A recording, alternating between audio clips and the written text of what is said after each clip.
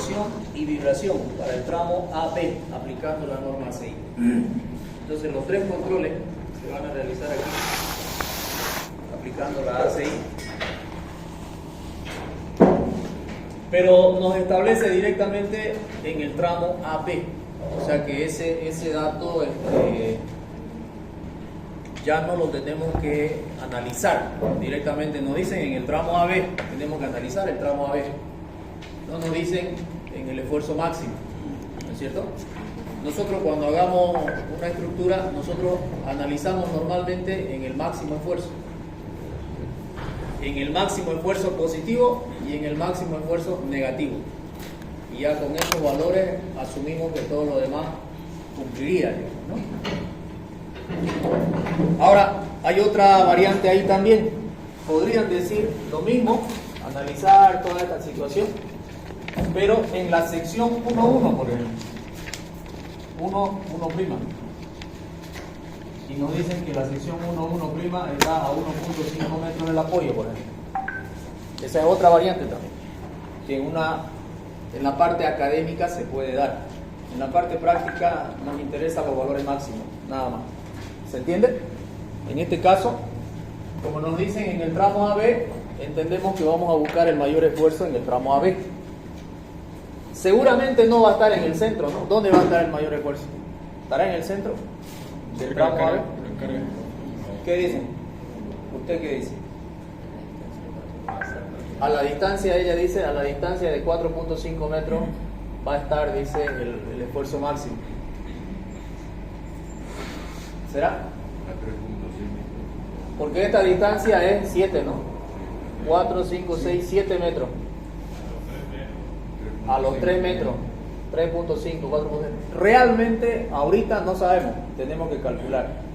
¿Dónde va a estar el momento máximo donde el cortante es 0, ¿no es cierto? Entonces hacemos la ecuación de momento o la ecuación de cortante y ahí encontramos el valor de X. Hallamos el X0 y hallamos el valor de X. Entonces, el momento de esto aproximadamente va a ser así. El momento máximo no va a estar con seguridad en el centro. No va a estar en el centro, no va a estar a 3.5, pero no sabemos a qué distancia va a estar. Hay que calcular. A una distancia X va a estar. ¿No es cierto? Porque cuando tenemos nosotros un voladizo, la ventaja de diseñar un elemento estructural con voladizo es de que este voladizo genera como que lo jala al momento positivo hacia arriba. En otras palabras, si no existiera este voladizo con las mismas cargas, el momento de esto sería algo así. Sería mayor. El momento de esto sería mayor si no existiera el voladizo. Al existir el voladizo, como que jala aquí y como que levanta la viga, ¿se entiende? ¿No? Es algo lógico, algo natural. Este peso aquí jala, internamente la viga disminuye su momento acá, pero aparece un momento acá arriba, ¿no? Y eso optimiza tu diseño. Entonces, cuando vos hagas un edificio importante y está bien, tiene que estar bien controlado, optimiza el diseño, colocar una viga ahí, una columna, generar un voladizo. Vos lo colocás la columna acá y estás generando un momento muy grande abajo. Tu sección, tu armadura va a ser muy concentrada. Al hacer esto ya mejora el diseño de la viga. ¿Ok? Los datos que tenemos: carga distribuida uniformemente, rectangular, G 2.3 toneladas metro, y la carga viva 1.5 toneladas metro, y la carga P, carga puntual G y P también. La carga G en ambos casos son cargas muertas y las cargas P son cargas vivas. ¿Ok? Esta carga G distribuida, ¿de qué puede ser? ¿Producto de qué puede ser esta carga P sobre la viga? De una losa, ¿no? De una losa. Nosotros tenemos una viga y esta losa que está armada en esta dirección se apoya en esa viga. Entonces es una distribución uniforme rectangular. Quiere decir que esta viga está soportando altamente probable una losa. Otra opción, un muro. También puede ser un muro, la carga de un muro. Entonces podemos entender de que esta carga G son pesos propios, carga muerta, puede ser de losa más muro. Y ya está, nos los entregan así. No puede ser de muro, ¿no? Tendría que ser de losa la carga P. ¿Sí o no? No es de un muro la carga P. ¿O puede ser de muro la carga P? Si es viva, no creo. Si es carga viva, no es, pues no. No. Tiene que ser de losa, ¿no? La carga P.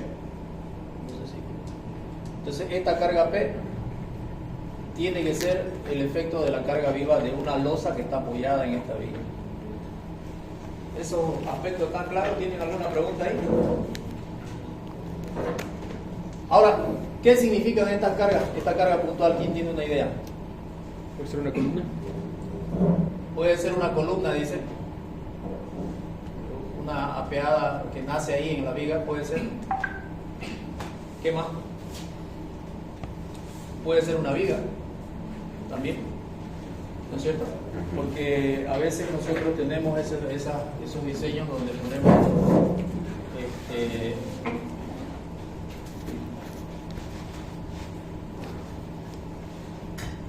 lo que dice su compañero. Puede ser que yo esté analizando esta viga y aquí exista otra viga así, y que yo esté cargando esta losa de repente así y así, y el peso de esta viga está apoyándose en la que yo estoy analizando. Como la losa tiene carga viva, entonces esta es la reacción de esta viga, pero debido a la carga viva solamente. Entonces esta viga va a tener dos reacciones, una reacción P y una reacción G. La reacción G va a ser debido a la carga muerta de la losa más el peso propio de la viga, y la reacción P es únicamente debido a la carga viva de la losa, y esas dos se las traslada aquí a nuestra viga que estamos analizando. ¿No es cierto? ¿Se entiende eso o no? Esos aspectos son importantes considerar, porque si nos entregan a nosotros así el ejercicio, tenemos más del 80% del análisis inicial hecho. Y esto no vamos a pillar en obra. El albañil no nos va a entregar un dibujito así para calcular. Nosotros tenemos que imaginar, pensar y dibujar, y de ahí recién empezar. En el examen yo no les entrego así, yo les entrego algo así. Y ustedes deben de cargar, ver cómo va la cosa y llegar a esto. Ese es el primer desafío, hacer bien su pregunta. Ese es el primer desafío. ¿Ok? No sé si tienen dudas ahí, si hay algo que falta comprender. Ahora la otra situación, la que decía su compañero, una columna. Puede ser una columna, puede ser también siempre y cuando encima de esa columna tengamos una losa que genera carga viva. Porque la única que genera carga viva es la losa, ¿no es cierto? Si tenemos acá una columna, entonces tendríamos que tener encima de esta columna una losa, una viga por ahí de repente, y de repente otra columna que continúa acá, y acá una losa, algo así. Porque si no hay losa y hay solo columna, no hay carga viva. No hay carga viva. Si hay solo columna y no hay losa, no hay carga viva. Entonces, esas son las posibilidades de estructura que podrían, a lo que se podría estar refiriendo esta pregunta. ¿Ya? Nos dan, de datos también nos están dando la sección transversal del elemento. Esto de acá tampoco en la vida real lo tenemos. O sea, el albañil no nos va a decir, no nos va a decir, ¿sabe qué, ingeniero? Calcúleme, esta viga va a ser de 40 por 60. ¿Cómo sabe el albañil eso?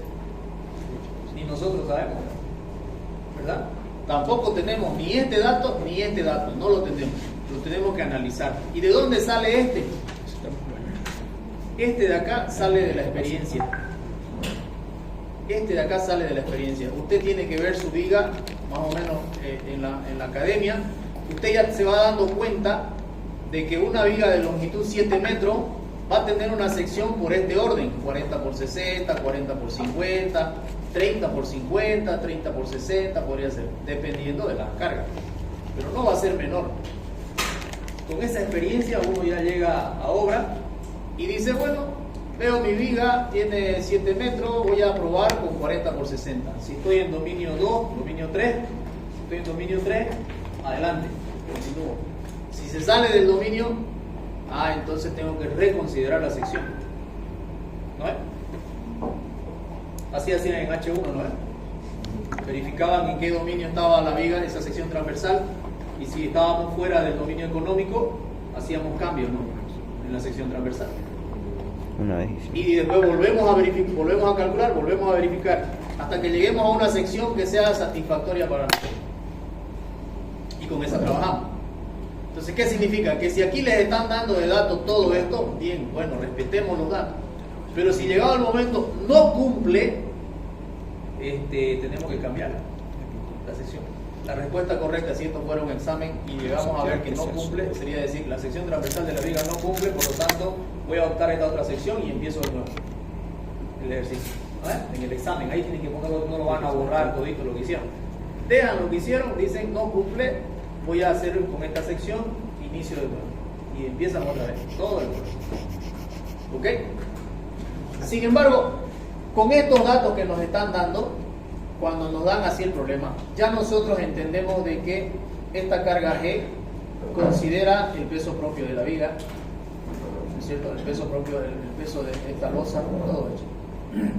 Estos datos sí nos van a dar, estos datos sí los vamos a tener, aquí abajo. La resistencia del concreto y la resistencia del acero. Esta es la resistencia característica, 280. Estamos suponiendo un H28 en este ejercicio, ¿ya? H28.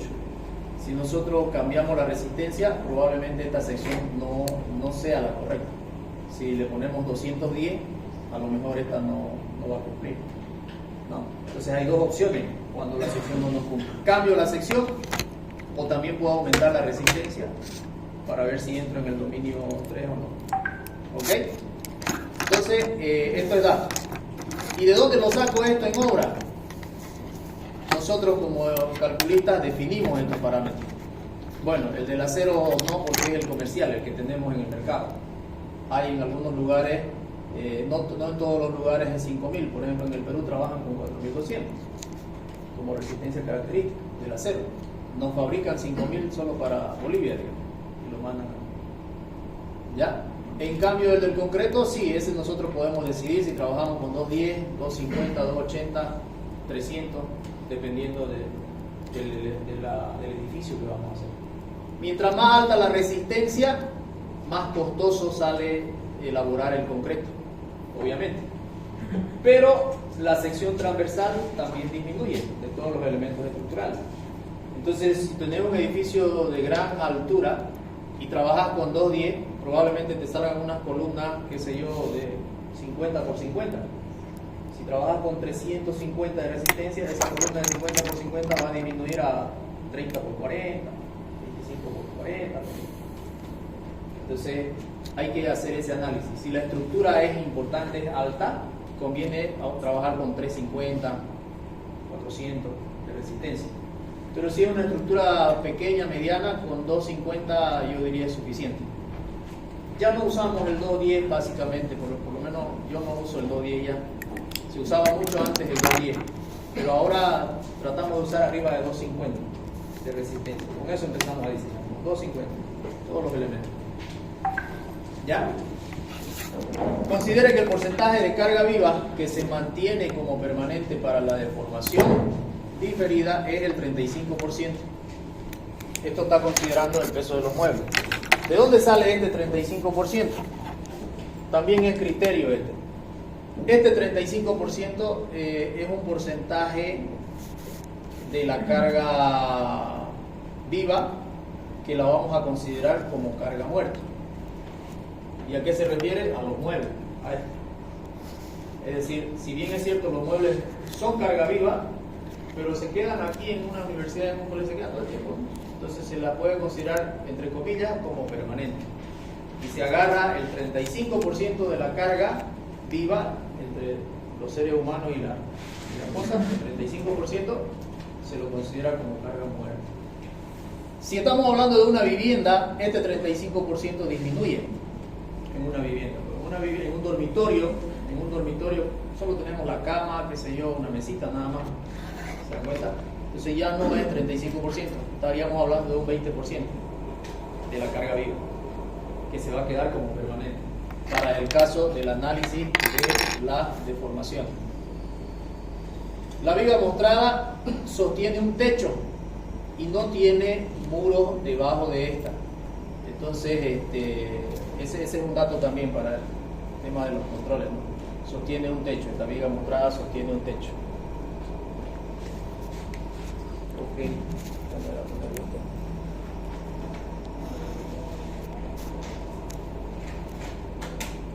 ¿Alguna pregunta en el tema de los datos? ¿Alguien tiene alguna duda?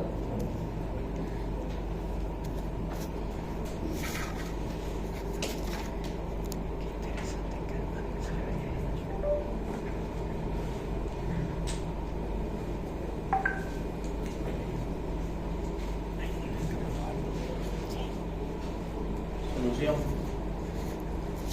Mayoración de carga. Mayoramos las cargas.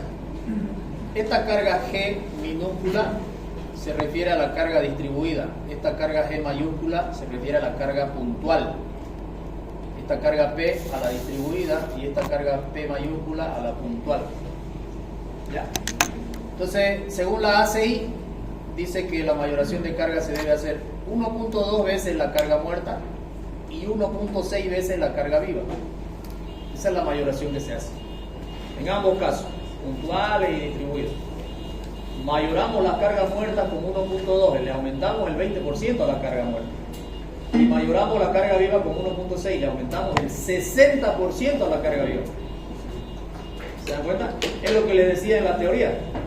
Aumentamos la carga y castigamos la resistencia al momento de diseñar. Entonces, ¿qué estamos haciendo? Muy del lado de nuestra seguridad.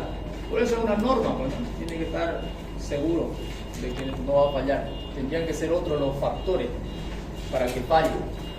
¿Ok? No hay dudas ahí, ¿verdad? Entonces, con la mayoración, así quedarían las cargas. La carga G, 3.84, puntual. La carga P, puntual, 3.2. La carga distribuida, 2.76. Y la carga distribuida viva, 2.4. Ese sería nuestro esquema con el cual voy a empezar a verificar y a calcular los fierros. Verificar la sección transversal, obviamente, si va a aguantar, y calcular el área de cero que necesita esa viga en el momento máximo positivo, acá, en alguna parte. Bien, ahí yo tengo que pasar a hacer ya los estados de carga. Tendría que pasar a hacer aquí, no está el estado de carga, pero ahorita solamente analizamos el que vamos a ocupar. Entonces, los estados de carga consisten en lo siguiente. Vamos a hacer un ejercicio un poquito más largo que este, con más apoyo. Si yo tengo un ejemplo de esta cantidad de apoyo, incluso con voladizo para allá, y yo tengo una carga muerta y tengo una carga viva, ese sería a plena carga. Se lo apoda así, ese es su apodo, a plena carga. Cuando cargamos carga viva y carga muerta en toda la viga, eso es plena carga. No diseñamos con esto, porque el diagrama de momentos de va a ser menos crítico que otra situación donde movamos la carga viva. Entonces lo que vamos a hacer es encontrar una envolvente de esfuerzo, una envolvente, un diagrama de envolvente tanto de momento como de cortante, un diagrama envolvente. Entonces, para eso empezamos a hacer los estados de carga. El estado 1, por ejemplo, el estado 1. ¿Qué hacemos en el estado 1? Siempre cargamos la carga muerta a toda la viga, porque la carga muerta no hay cómo descargarla, ¿no es cierto? No vamos a poder descargar nada de carga muerta que tiene la viga. Peso propio de losa, peso propio de viga. Lo que sí hacemos es, en el estado 1, cargar la carga viva de esta manera, intercalado. Ese sería el estado 1. Cargado aquí, buen día, descargado aquí. ¿Me trajeron ya un puntero? Ya. Pasando, sentate un ratito, ahorita vamos a hacer un cargado aquí, descargado aquí, cargado aquí, descargado aquí, cargado aquí. Entonces ese sería el estado 1. Luego analizamos otro estado. O sea, en cada uno de estos estados nosotros debemos de determinar los diagramas de momento y los diagramas de cortante. Entonces fíjense ustedes aquí que en este estado, por ejemplo, a plena carga, nosotros tendríamos un diagrama de momento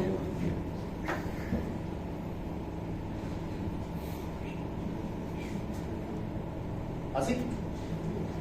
Cuando yo analice este estado de acá, mi valor del momento negativo no va a ser quizás va a ser un poquito más, pero el valor del momento positivo va a ser menor. Y en este tramo el valor del momento positivo va a ser mayor, más que este. Y aquí va a ser menor, y aquí va a ser más grande. Por eso hacemos los estados de carga. Porque cuando yo tengo este estado de carga, donde tengo cargado esto con carga viva, intercaladamente, voy a tener una situación diferente a que esté a plena carga. ¿Y eso qué significa? Que yo tengo un aula aquí, tengo otro aula más allá al lado. Entonces a veces los estudiantes están pasando clases aquí, pero los de al lado no. Está vacío, está descargada el tramo de esa viga de aquí para allá. ¿No es cierto? Y puede ocurrir después en otra situación que esta esté vacía y que entonces hacemos luego el otro estado, algo similar, pero cambiamos el estado 2, cambiamos el intervalo de carga viva. Cargamos acá, descargamos ahí, cargamos ahí.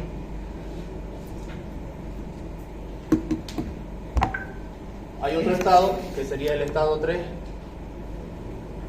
donde analizamos de esta manera: la carga muerta siempre continua y la carga viva 2 tramos. Cargamos 2 tramos, descargamos un tramo, cargamos 2 tramos. Ese sería el estado 3. Cargamos 2 tramos, es otra situación, es otra posibilidad que puede ocurrir.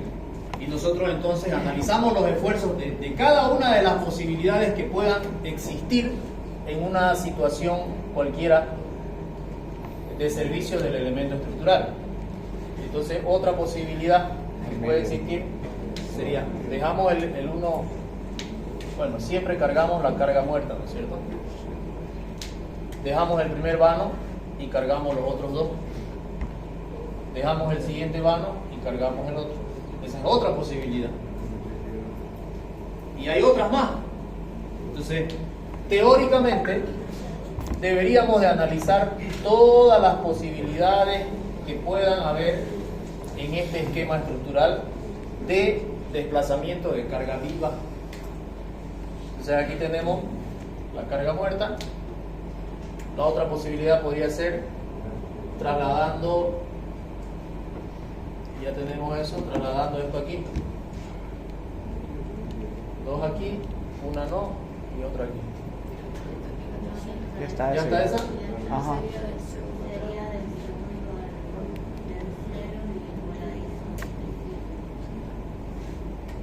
Sería de aquí. Digo, la hizo Ahí. una parte. Y el voladizo de acá. Así. Y así vamos haciendo los estados de carga. En este ejercicio, este sería el estado de carga más crítico para este diagrama de momento. Sería este. Entonces aquí nosotros tenemos varios estados de carga y finalmente encontramos lo que se llama el diagrama de envolventes. El diagrama de envolventes. En el diagrama de envolventes vamos a tener varias formas de cada uno de los estados. Vamos a tener de cada uno de los estados un diagrama. Un diagrama estado 1, otro diagrama del estado 2, no sé. De repente hay que verlo. Así. Otro diagrama del otro estado. De repente más grande aquí, más chico aquí, más grande aquí, más grande aquí, así. Y el diagrama de envolvente solamente considera los picos altos. Este valor, este valor, este valor, este valor, este valor, los picos altos. Y dibujamos el diagrama de envolvente. Cuando yo dibujo el diagrama de envolvente, me queda algo así. ¿Cuántos son? Cuatro apoyos. Me queda algo así. Me queda un valor ahí, aquí, otro valor aquí, aquí, otro por acá, así con ese solape. Y ese es el diagrama. Esa es la forma que tiene que tener el diagrama de envolventes. ¿Se dan cuenta? ¿Por qué? Porque yo estoy tomando el pico de uno de los diagramas. El pico de abajo ya no es del mismo diagrama, entonces no hay continuidad. Hay un salto acá. Yo tomo de este el pico y tomo de este otro el de abajo, entonces hay este salto. Este viene aquí y el otro empieza allá. ¿Se dan cuenta? Entonces cuando les pidan graficar el diagrama de envolvente, esta es la forma del diagrama. No lo pueden hacer continuo, porque no existe esa continuidad en el diagrama de envolvente, por lo que les estoy explicando. Hay ese salto que existe entre una situación y la otra. ¿Tienen alguna pregunta? Entonces, como a ver, hay dos factores por los cuales es difícil aprobar esta materia.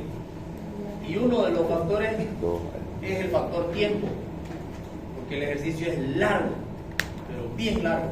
Es el factor tiempo. Entonces, así dándole 3 horas, 4 horas, 5 horas, una vez yo tomé desde las 7 de la mañana hasta las 5 de la tarde y aún así no terminaron. Pero avanzaron largo, digamos, hicieron algo. Entonces, uno de los factores es el factor tiempo. En este caso, para la clase, yo agarré este ejercicio no muy largo, ¿no? Porque solamente es simplemente apoyado y voladizo. Para el examen, normalmente les doy con 3 apoyos, para que sea hiperestático y utilicen un método de cálculo de las reacciones. Pueden utilizar el método 3 momentos, pueden utilizar cualquier otro método, el de Cross. También. ¿Es difícil? ¿Ya? ¿Cuál está mejor eso? Entonces, esas situaciones generan de que haya un alto índice de reprobados aquí. Necesitan, por un lado, conocimientos básicos, como lo que estamos ahorita analizando, son básicos eso, y por el otro lado, tener claro todo el procedimiento y velocidad. Ok, vamos a hacer 2 minutos, le vamos a dar a Jorge aquí. Buenos días a todos, me presento, mi nombre es Jacob, trabajo en el CCT.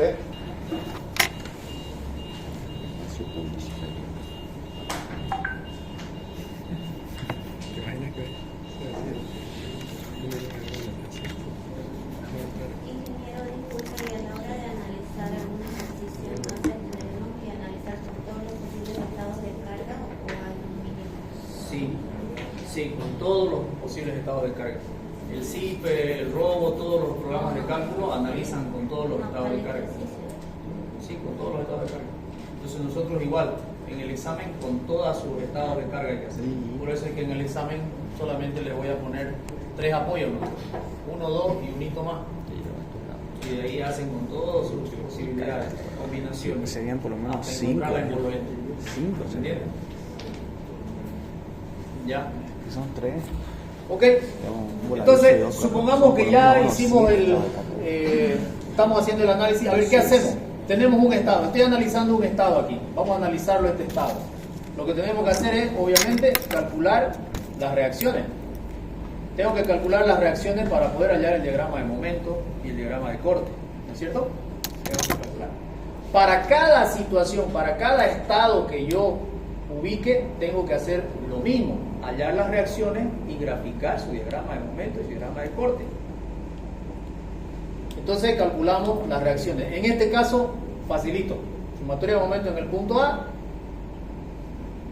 es igual, si yo tomo esta dirección como positivo, en sentido horario como positivo, va a ser menos la reacción en B por la distancia del A al B, 7 metros, más 2.76, que es esta carga, por 9.5, que es la distancia para volverla puntual, y multiplicado por la distancia a la puntual, que sería la de esta carga, ¿no?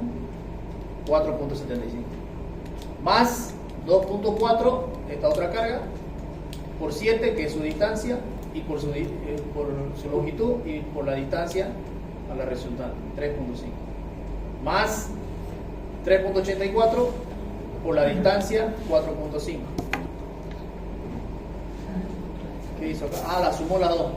3.84 más 3.2, como las dos están al mismo punto, por 4.5. Igual a 0. Y de ahí despejamos el constante B. Y obtenemos el valor.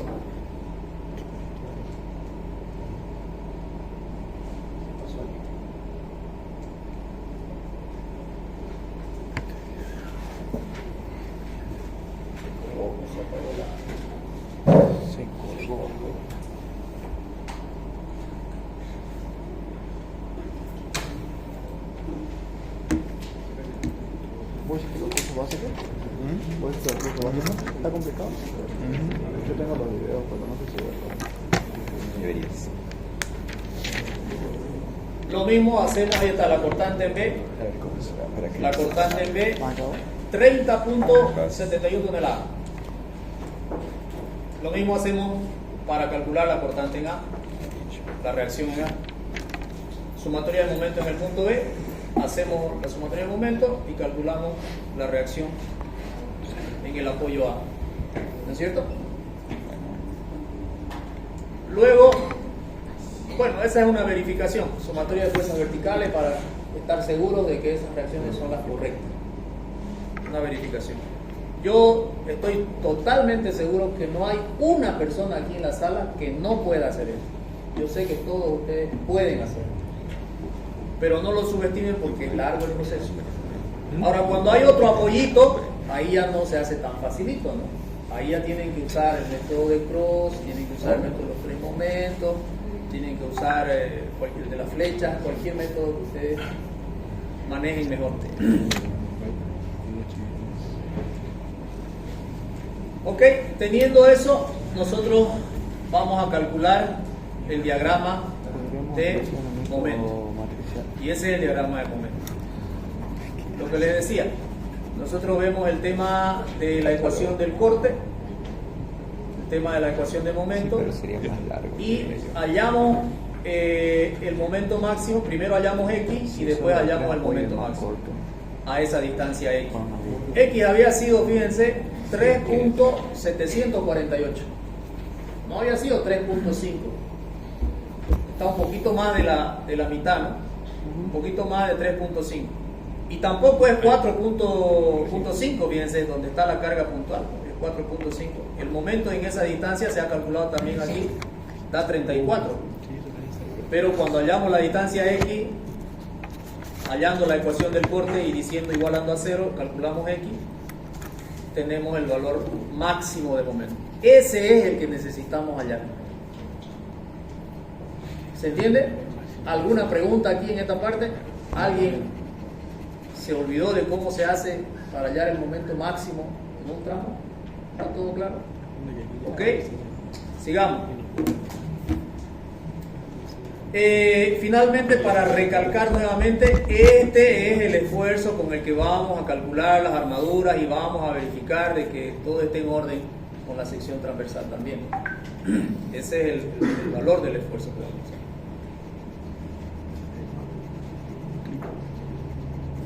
Bueno, hay una aclaración ahí de que como estamos analizando el tramo AB, esta combinación de carga es la más desfavorable para ese tramo.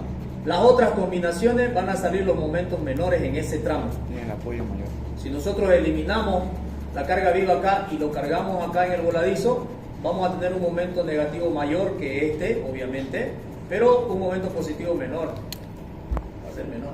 Entonces, por eso es que no lo hacemos en el análisis ese, pero en el examen hay que hacerlo. Igual hay que hacer el de la carga viva completa. La plena carga, sí. 3. Hay que hacerlo. Tres básicamente, cuando son dos apoyitos. Pero ya cuando son 3, ya ahí aumenta. ¿Ok?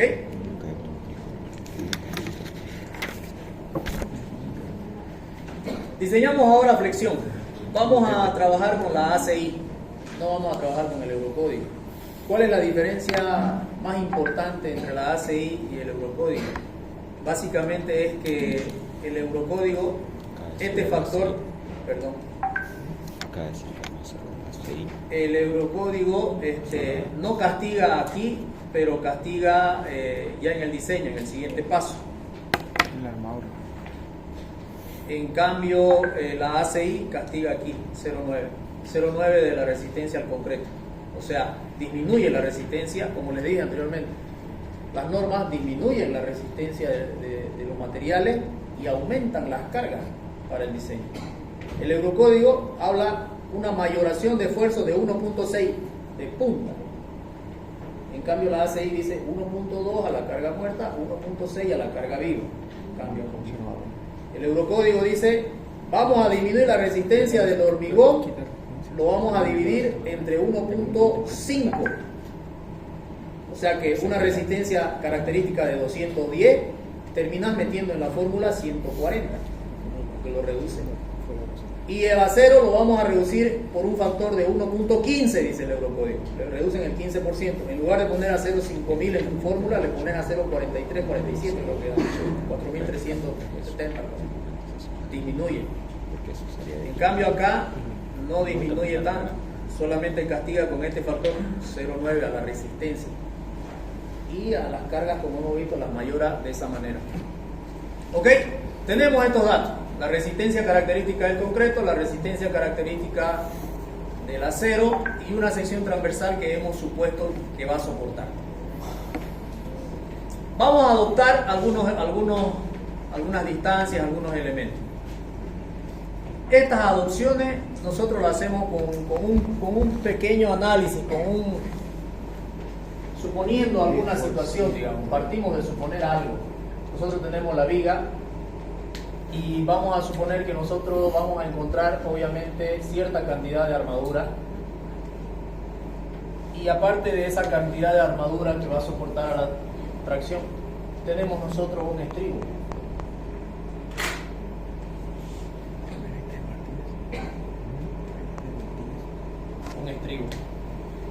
Y debemos prever también de que nosotros probablemente tengamos que poner 2 capas, mínimamente 2 capas de armadura. Dependiendo del elemento estructural que estén analizando, estos valores van a ser más radicales. Si yo estoy analizando una viga de puente, por ejemplo, con seguridad voy a tener por lo menos 3 niveles de armadura abajo. Y esta distancia, ¿qué es de? ¿Se acuerdan qué es de? La altura útil. ¿De dónde a dónde se mide la altura útil? Usted. ¿De dónde a dónde se mide la altura útil? Usted. Comprimido. La altura total desde el borde de la viga hasta el centro de gravedad de la capa. Esa es la respuesta. Desde el borde comprimido, del borde comprimido de la viga al centro de gravedad de la masa de armadura. Entonces, esa altura sería desde acá arriba, en esa sección que estoy analizando. Ojo, cuidado que estén analizando en un apoyo y me coloquen una altura útil de arriba para abajo, ¿no? Entonces, esa sería la altura útil. Entonces yo debo de adoptar una altura útil. El dato que ya tengo es H, porque yo adopté que iba a ser de 60 por 40 la viga. Entonces esta altura útil va a ser igual a H menos esta distancia de recubrimiento mecánico se llama D sub S. ¿De dónde es esta distancia? De la fibra más traccionada de la viga al centro de gravedad de la masa de armadura. Eso es D sub S. Entonces, altura útil va a ser igual a H menos D sub S. Yo estoy suponiendo de que D sub S va a ser 5 centímetros. Entonces significa que yo estoy suponiendo que va a haber solamente una camada de armadura en ese ejercicio. Por las características que tiene, digo, vamos a hacer una camada. Si me sale desfavorable, tengo que volver a diseñar. ¿Me entienden? Si me sale favorable, ya yo decido si vuelvo a ajustar el diseño o lo dejo nomás porque no me va a dar correcto, pero me va a dar a mi favor, por ejemplo. Es decir, ahorita vamos a ver el siguiente paso. Entonces, en este caso, yo estoy trabajando aquí, al centro de gravedad de una camada. Estoy suponiendo que lo voy a encajar en una sola camada, todo el acero para la viga. Eso estoy suponiendo. Y eso es 5 centímetros. Yo sé de que el recubrimiento libre, este recubrimiento libre, se recomienda que sea 2 centímetros, 2.5 centímetros, dependiendo de dónde estoy trabajando con la viga. Si es un lugar agresivo, más agresivo, menos agresivo, ¿no es cierto? Pero podemos hablar de un 2 centímetros, por ejemplo. El diámetro del estribo, voy a suponer phi de 8 milímetros. Y el fierro, digamos que me dé de 20, sería 2 centímetros. Entonces, la mitad sería 1 más 0,8 más 2. Casi estoy agarrando ahí 5, estoy diciendo yo. Entonces, 2, 3, 4. Estaría en 4. Yo estoy agarrando 5. Me estoy yendo como que a lo seguro. ¿Se dan cuenta? Porque mientras menor sea mi altura útil, ¿qué significa? Más fierro necesito, más exigente es el diseño. Mientras mayor sea mi altura útil, menos fierro voy a necesitar. Va a ser menos exigente mi diseño. ¿Se dan cuenta? Entonces yo estoy diciendo, bueno, lo voy a hacer mi altura útil un poco corta para que cuando calcule todo ya no tenga que volver a recalcular. Pero tampoco tiene que ser mucha la diferencia. Tenemos que estar cerca. Y si es mucha, tenemos que volverlo a hacer. Ok, ¿alguna pregunta hasta ahí? ¿Está claro? Entonces aquí yo estoy adoptando estos valores. No pretendan calcularlo. No hay para calcular estos valores de acá. Usted adopta de acuerdo a la experiencia, de acuerdo al criterio. ¿Ya? Bueno, la armadura mínima establecida por la ACI por flexión es esta formulita: 0.8 de la raíz cuadrada de la resistencia característica del concreto que estamos utilizando, dividido entre la resistencia característica del acero, multiplicado por la base por la altura. Esta es una armadura geométrica, ¿no? Y depende de la geometría de la viga. Entonces ahí tengo que, como mínimo, yo debo de obtener 5.89 centímetros cuadrados de armadura. Eso es lo mínimo que debo de poner de armadura a esta viga. 5.89 centímetros cuadrados de área, sumada a todas las armaduras que van a entrar aquí abajo. Y por retracción y temperatura, esta formulita, 14 sobre D por B por D. 6.16 centímetros cuadrados. La que me dé mayor, esa adopto como armadura mínima. Entonces, en este caso, analizando las dos situaciones, yo debo de calcular y verificar de que mi armadura sea mayor a 6.16. Tiene que ser mayor. Si no es mayor, adopto esta. Adopto la mínima por norma. ¿Se entiende? Bien. Para el momento que tenemos, este ya es el mayorado, ¿no? 36.251 por 10 a la 5. Lo estoy convirtiendo solamente de unidades, de toneladas a kilo, centímetros. Coloco, calculo el mu con esta ecuación y me da 0.11. Como es menor a 0.2, entonces no necesitamos, en teoría, no necesitamos armadura comprimida. De perchas. Armadura de percha. No necesitamos, solamente necesitamos la armadura de percha. Ya no necesitamos que la armadura de arriba me ayude a resistir nada. Eso significa.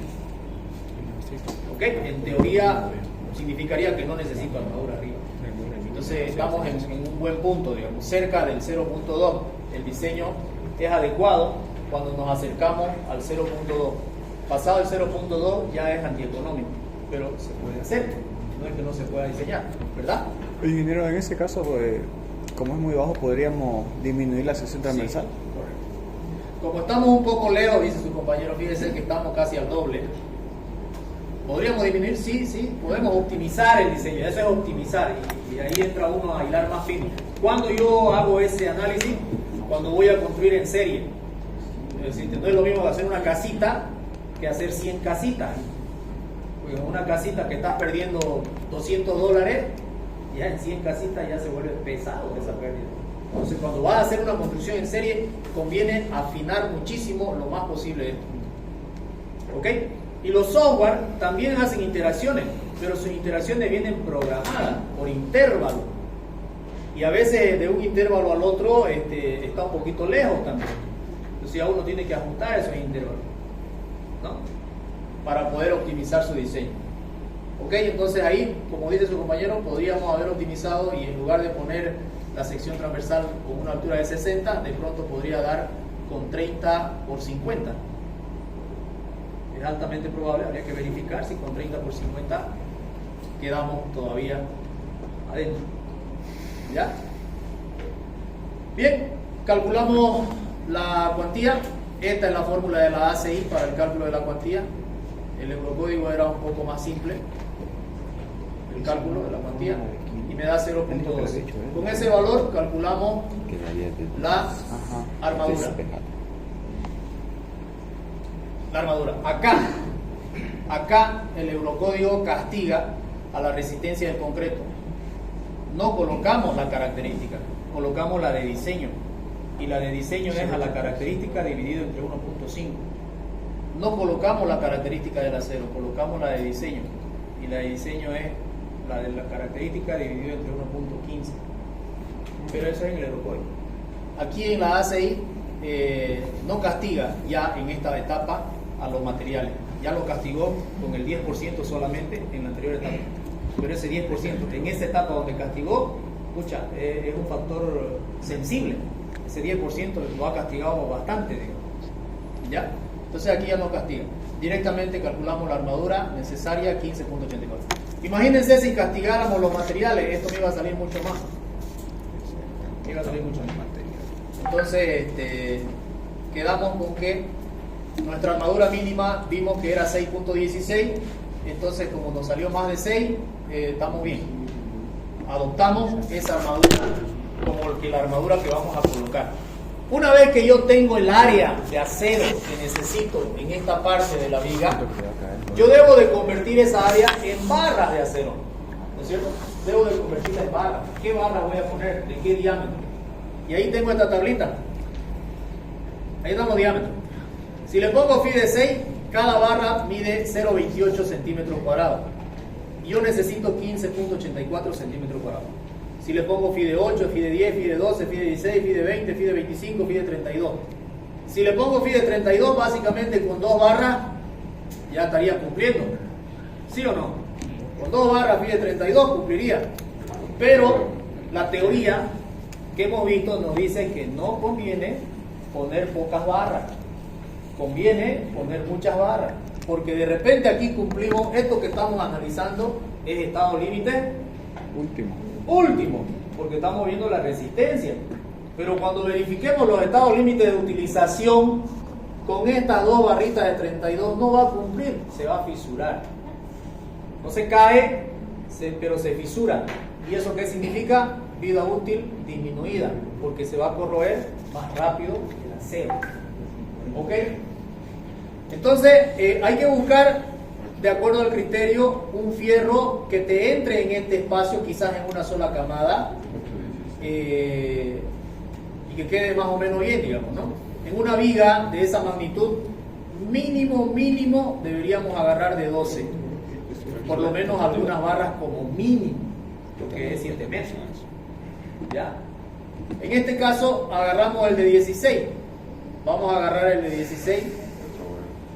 Ahí tenemos un ensayo de cuántas barras serían si agarro el de 25, si agarro el de 20, si agarro el de 16, me salen 8 barras. Si voy a agarrar el de 16, tiene 2 centímetros de diámetro cada barra, divido el área que necesito completar entre el área de una barra y obtengo la cantidad de barras. Como no puedo poner 7.88 barras, directamente coloco 8 barras. ¿Y qué significa? Que estoy aumentando el acero, el área de acero. Estoy aumentando el área de acero. ¿No es cierto? Entonces, con 8 phi de 16, estoy colocando 16.08 centímetros cuadrados. Este dato es importante tenerlo presente, porque de aquí en adelante mi viga ya está trabajando con esta área, no con esta. Esta es la que calculé y esta es la que estoy usando. ¿Se entiende? Todas mis verificaciones en adelante, esta es la que va a mandar. Adoptamos 8 phi de 16.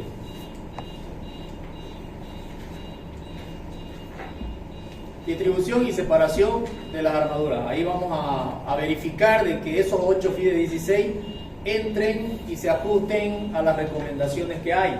Que la separación entre cada fierro tenga un determinado valor mínimo, como establece acá. La separación mínima, dice la ACI, para una pulgada 2.54, el diámetro mayor de la armadura y 3/4 del diámetro del agregado, del diámetro máximo del agregado. ¿Ya? Entonces tenemos esos valores mínimos de separación entre fierro y fierro. De esto, el valor que nos simboliza es el de 2.5. Esa sería la separación mínima. O sea, la mayor de esta sería la separación mínima que debo de verificar que cumpla. Entonces dice 2.5 centímetros de separación mínima entre fierro y fierro. Verificamos eso, si entra o no entra en la barra. Voy a verificar la separación real, 40 centímetros de ancho, menos 2.8, que sería el recubrimiento que le estamos dando, teórico, recubrimiento libre teórico a este lado y a este lado, 2.8 por 2, estos dos, menos 8 fierros de 1.6, 8 fierros de 1.6. Y eso dividido entre 7, porque como son 8 fierros, tenemos 7 espacios, 1, 2, 3, 4, 5, 6, 7 espacios. Entonces lo divido entre 7, este es el espacio que va a haber entre fierro y fierro, y me da 3.09 centímetros. O sea que estoy cumpliendo con tener una separación mayor a 2.5. ¿Ok? Con esto estamos tranquilos, porque mínimo debemos de tener esta separación, 2.5 centímetros, para no tener complicaciones, no tener cangrejera con el hormigón ahí. ¿Ya?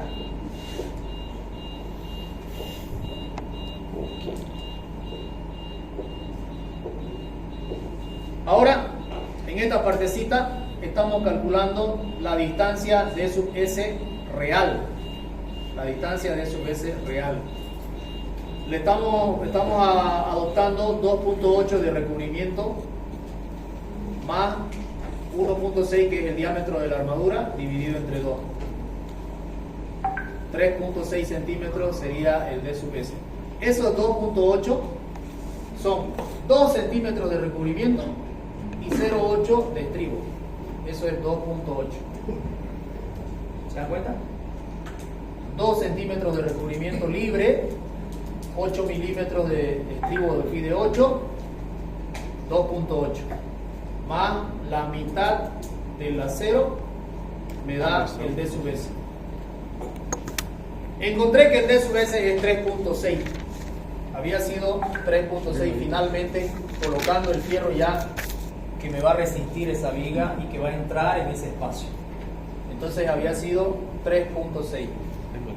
En un paso anterior yo asumí ese D sub S como 5 centímetros, lo que significaba que mi altura útil me daba 55 centímetros. Ahora mi altura útil había sido un poco más, 56.4, ¿no? Sí. 56. ¿Qué significa eso? Que si yo vuelvo 1 o 2 pasos atrás y hago este análisis con esta altura útil, voy a llegar a la posibilidad de tener un acero de menor cantidad. No me va a salir en la misma área de acero, me va a salir menos acero. Y altamente probable de que pueda optar ya no 8 FI de 16, de repente 7 o 6 FI de 16. Y ahí terminaría. Pero si yo decido, cuando cambio nuevamente y calculo la nueva área, decido trabajar con FI de 12, otra vez se modifica mi altura. Y otra vez tengo que volver y otra vez para atrás para verificar, ¿me entiendes? Es un paso interactivo, de ida y vuelta, hasta llegar al punto. Pero no hay problema con esta, estamos, digamos, a nuestro favor. Podemos quedarnos con ese consuelo. No hemos afinado demasiado, pero estamos por encima de la recomendación, que es lo más importante. Tampoco muy lejos, porque si nos hubiéramos quedado muy lejos, entonces quizás valía la pena volverlo a hacer, volver para atrás. ¿Ok? Bien, hasta ahí terminó el diseño en estado límite último. Ahora empezamos a hacer los estados límite de utilización. Ahora empezamos con H2. ¿Hasta cuándo se puede bajar el recubrimiento? ¿Esos centímetros? ¿No hay otros ingenieros que puedan hacerle 4 centímetros? Ya. ¿De qué depende eso? ¿De qué depende eso? ¿Entendió la pregunta? Sí. A ver, escuchémosla. ¿De qué depende? ¿Le entendió la pregunta primero? Si no le entendió, no le entendió. Él dice, el recubrimiento acá es de 2 centímetros, el recubrimiento libre, no el mecánico. Y él dice, ¿hasta cuánto podemos ponerle? Hay otros ingenieros que le ponen 5, otros 6, otros 8. ¿De qué depende eso? Tipo de estructura. Ariel, ¿de qué depende? Del criterio de uno, la experiencia. ¿Hay algo también, Peter? Del ambiente en el que va a estar tu viga. Si vas a hacer una viga de fundación, va a estar en humedad, siempre el agua queriendo llegar al acero. ¿Qué te conviene? ¿Ponerle más recubrimiento o menos? Más. Entonces, cerca del mar peor, 10 centímetros de cerca del mar. La norma de las ciudades que están en contacto con el mar, recubrimiento mínimo 10 centímetros. Para que le cortes más el paso a los agentes agresores. De eso depende el recubrimiento. Entonces, si estamos hablando de 2 centímetros, estamos hablando de una condición normal, de una viga que está hacia el aire, ya, que no tiene agresiones químicas. Ya, entonces, no sé si se aclaró tu pregunta. ¿Se aclaró? Y no se puede bajar nada de No, el mínimo es 2, Es por que, norma. según la recomendación es 2, digamos. 2 ¿no? es lo mínimo. Vos podrías bajarle más y estás arriesgando la vida útil. No se va a caer. La entregas nomás y te perdés. ¿Sí? Porque si le pusiste 5 milímetros, quizás en 2 años ese acero va a estar acabado. Porque entra el agua, entra el aire y lo corroe y queda un alambrico y se cae. ¿Entendés?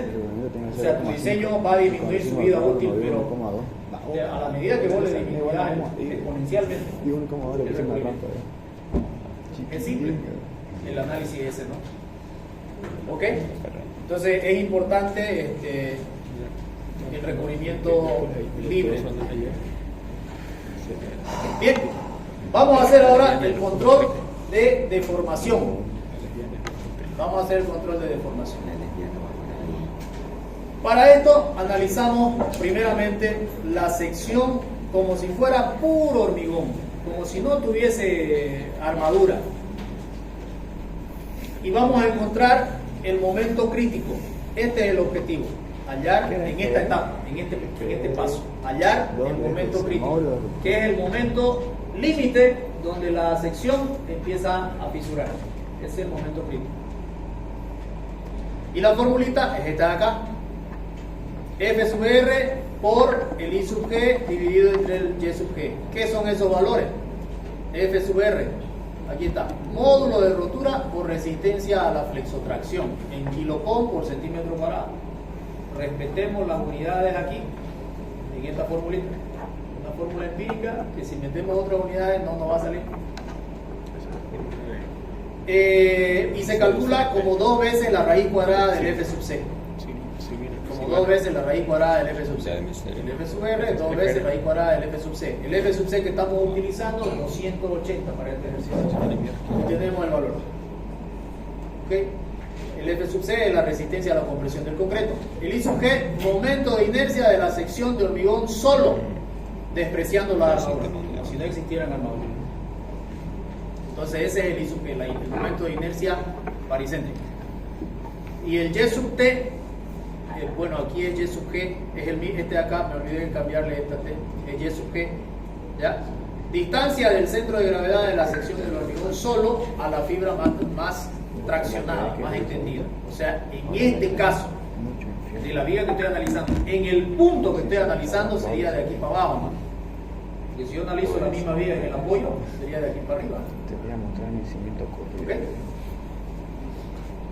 Bueno, ahí están los valores, reemplazamos los datos, el momento de inercia baricéntrico, base por altura al cubo sobre 12, calculamos la inercia baricéntrica, reemplazamos valores y tenemos el momento de fisuración.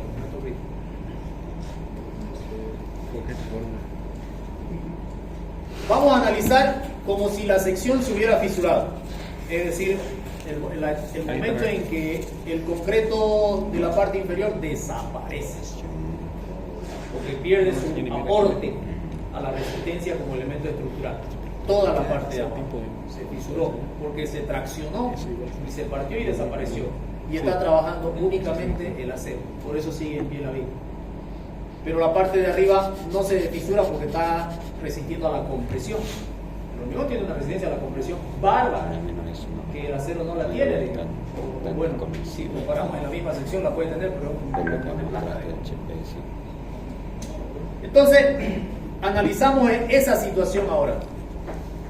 ¿Ok? Tenemos el área de la armadura, 16.08, que es la colocada, no es la de cálculo. Aquí cometen error los chicos también. Trabajan con la calculada, y acá yo no puedo trabajar con la calculada, tengo que trabajar con la colocada, porque esa es la que está trabajando, esa es la que ya estoy analizando, ¿no? Entonces, la altura útil real 56.4, la que hemos calculado. La armadura real del acero con la que estamos trabajando, 16.08. El módulo del concreto, que a partir de esta formulita que propone la ACI, ya el módulo no es el mismo para toda la resistencia. Años antes, hace 20 años, el módulo era el mismo para toda la resistencia. Trabajábamos con un valor del módulo para cualquier resistencia.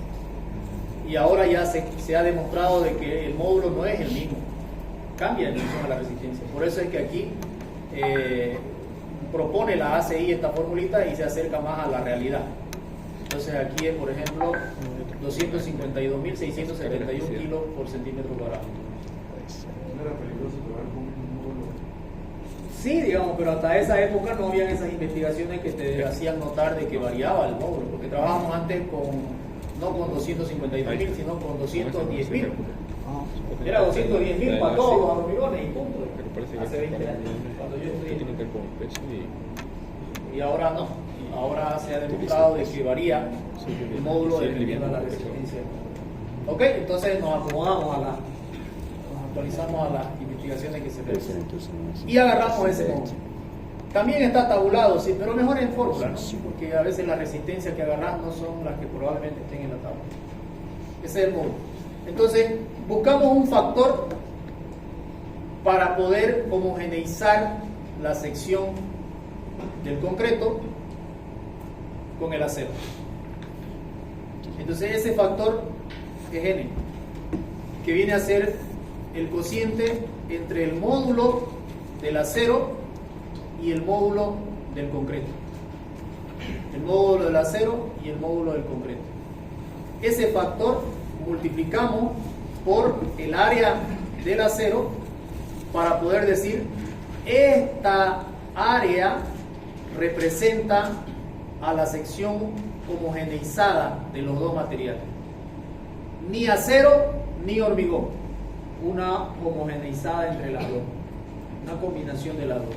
Y yo debo de trabajar con este valor en este caso. Tenemos ahí el valor de Y, Este sí lo mío lo saqué. Con el calculador. el valor de Y, que es la distancia que hay ¿Cómo hiciste eso? al eje neutro. Este es el eje neutro. El valor X. Este es el eje neutro de la sección fisurada, ¿no? Este es el eje neutro que representa de la sección fisurada. Y entonces calculamos ese valor de Y como la altura útil real menos la distancia X que tenemos acá. Y la distancia X la determinamos con esta ecuacióncita. Con esta de acá. 40, la base de la viga, por X, que es el área del concreto, base por X, que es el área del concreto, por la distancia al centro de gravedad de esa área, que sería X medio. Eso tiene que ser igual a esta combinación de acá. N por AS por el Y. Son los momentos que tienen que ser iguales, el de arriba con el de abajo. Estoy haciendo eso. Esta fórmula la podemos poner esto menos esto igual a 0. Tendría que dar, el momento estático tendría que ser 0 en este punto. Entonces, ¿qué estoy haciendo? El área del concreto arriba multiplicado por el brazo de palanca al centro de gravedad tiene que ser igual a la área homogeneizada del elemento de aquí abajo multiplicado por la distancia al eje neutro del centro de gravedad de la armadura al eje neutro.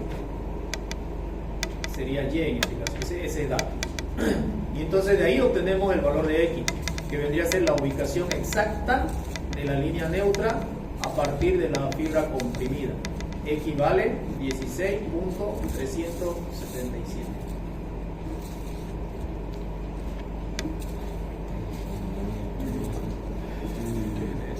Calculamos ahora la inercia del hormigón y de la armadura respecto al eje neutro.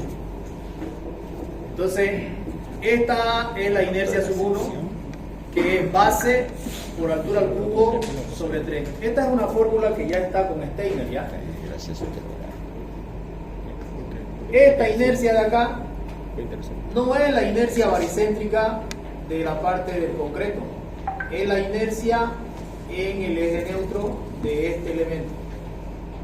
O sea que tenemos que utilizar Steiner para llegar a esta fórmula, que sería, Steiner dice que la inercia en un eje paralelo al eje baricéntrico es igual a la inercia baricéntrica del elemento sumado con el área por la distancia elevado al cuadrado, la distancia entre ejes. A ver. Okay. Entonces ya esta está aplicada a Steiner, base por altura al cubo sobre 3. Aquí es su inercia, este es su eje baricéntrico. La distancia de Steiner sería esta, que sería en este caso X medio. ¿Se entiende o no esa parte? Lo veo con cara, no la entendí. La inercia que estoy calculando allá, que se llama inercia 1, es igual a la inercia baricéntrica y sub G de la parte de arriba del elemento, más el área por la distancia elevada al cuadrado. Eso es. Entonces ese I sub G de esa sección sería base por altura elevado al cubo sobre 12 más el área, que sería base por altura y por la distancia elevado al cuadrado. La distancia es X medio elevado al cuadrado.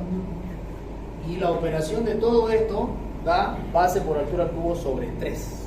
Eso es lo que les quiero decir. ¿Ok? Eso es aplicando este. Y ahí obtenemos la inercia del concreto, que me da este valor, y también obtenemos la inercia de la homogeneización que hicimos, también respecto al eje neutro. El mismo criterio. Solamente que aquí, en este segundo caso, en esta inercia sub 2, si quieren, el I sub G lo eliminamos, le ponemos 0. ¿Por qué? Porque es muy pequeño comparado con este otro factor que viene acá.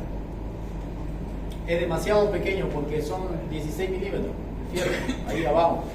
Entonces la inercia de este fierrito baricéntrica es pequeñísima comparado con el otro factor de acá, que va a ser el área por la distancia, como está aquí, elevado al cuadrado. De la sección homogeneizada por la distancia elevado al cuadrado. ¿Ok? Eso es. Por eso es que ahí se ve solamente el segundo factor de Steiner en la inercia sub 2.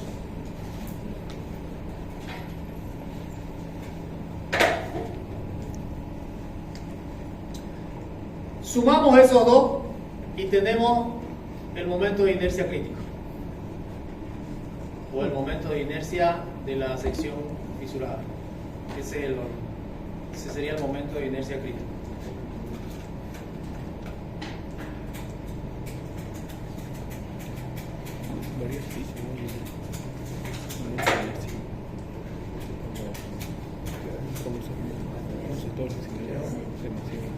Ya, ok, ahí vamos a quedar, ya es hora. Entonces, quedémonos con que hemos llegado a determinar la inercia de fisuración.